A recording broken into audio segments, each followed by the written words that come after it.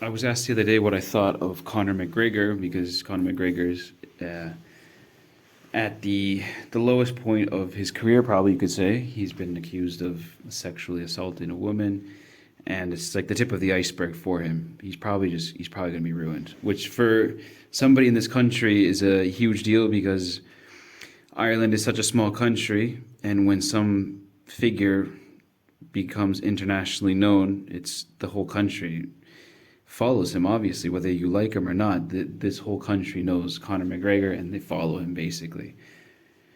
And especially young men because UFC and MMA is becoming very popular amongst the young crowd, and this whole image of a man who basically can do what he wants and gets away with everything.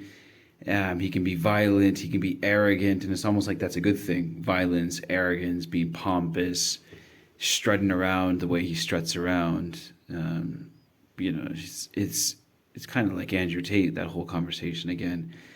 And the young guys kind of like that. They kind of like that rebellious.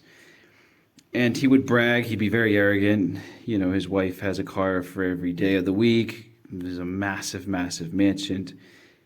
He was making millions. Conor McGregor was very, very wealthy. But then again, he was also very obnoxious publicly. Like you could see him, like the way he would just be partying and spending everything. Obviously not the best role model, but he was at a very high point in his game. I wouldn't watch UFC and I don't follow it, so I don't know as far as titles go, but Conor McGregor was at a while, he was at the top. And it reminds me of what we just read. And today, like in Advent, we were saying yesterday, you always have the parallels with the first reading in the Gospel. There's an image or a connection. Today is the city, the image of the city and the house, and the strength of the building. And it says that the Lord humbles those who are in high places. The lofty city he brings down, he tumbles it to the ground, levels it with the dust. It is trampled underfoot by the needy, by the footsteps of the poor. That's basically what's happening to Conor McGregor right now. It's such a hypocritical society. I think Conor McGregor was, he was praised and he was out, like everybody was like putting him up there, and then when he falls, they just absolutely stomp on him and destroy him. Everybody, they just destroy him. You have games like GTA where they encourage what Conor McGregor does, and you have people, rock stars and rappers who sing and rap about this stuff, and it's all basically looked upon as something that's acceptable. And then when you get in trouble for sexually assaulting a woman, you're crucified in the media. There's such a hypocrisy. It's ridiculous. But he's being trampled on right now. He's being stepped on, and it was yesterday actually. Yeah, because I'm trying to brewing on these figures like Andrew Tate and David Goggins and Conor McGregor. And I'm trying to do a response to these guys for the young lads. And yesterday it was nice because we were having a conversation with the Leaving Cert, the Leaving Cert class, and two of them were there just asking question after question, and you knew you were going to be in there the whole hour because this guy had two questions he wanted to ask, but this guy had a question. So they were just going back and forth with their questions. And there was a lad sitting behind these two guys who, every time I was answering a question, he was staring at me in such a way that he wanted me to keep speaking. And he really wanted me to speak about these things. And they were just the first basic questions that they were asking. How can a man live without sex? How is that even possible? The first basic one, and then other things about the place of God in my life, and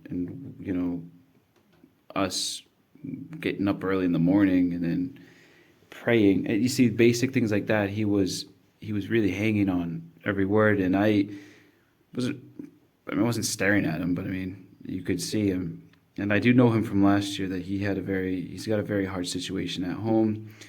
And I think he really is searching, and he wants it.